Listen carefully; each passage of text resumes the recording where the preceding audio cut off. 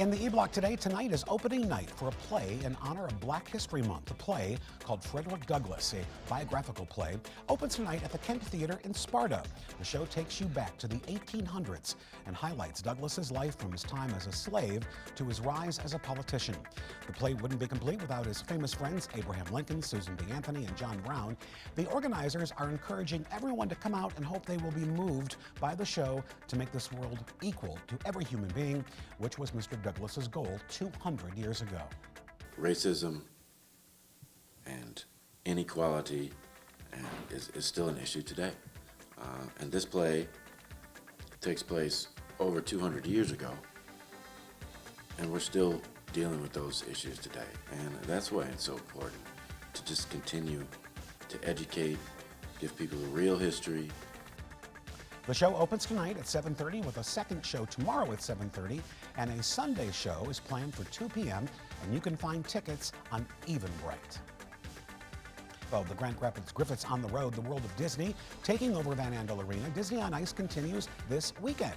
You can watch Disney princesses join famous characters like Mickey, Minnie, Goofy, and Donald, and this year viewers get to kind of join in on the fun using Mickey's mouse pad to participate.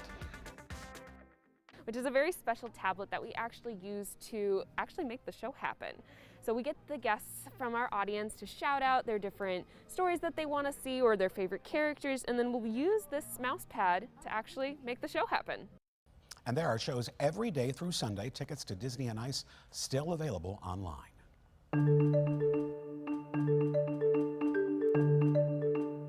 In the E-Block Time Warp, it was on this date, February 11th, 2012, pop icon Whitney Houston died.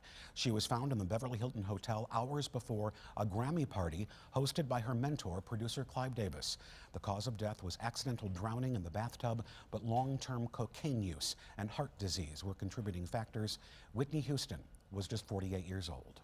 Well, Hugh Jackman is seeking revenge against Ryan Reynolds and their ongoing prank wars. After a 2-year delay, Jackman finally made it to opening night for the Broadway revival of The Music Man. But when he entered his dressing room, he discovered Reynolds had already been there. If I could have showed you, let me just describe. When I walked into my dressing room tonight, there were two, I'm going to say, 5-foot-tall portraits of Ryan Reynolds over every mirror that was in the dressing room. So yeah, he was there, trust me, in all his really annoyingness. He was there. Reynolds was on the red carpet earlier in the night before seeing the show with his wife, Blake Lively. Yeah, I can't imagine how annoying that must be, Kirk, to have someone do that to you. You know, I knew something was up. I knew something was up.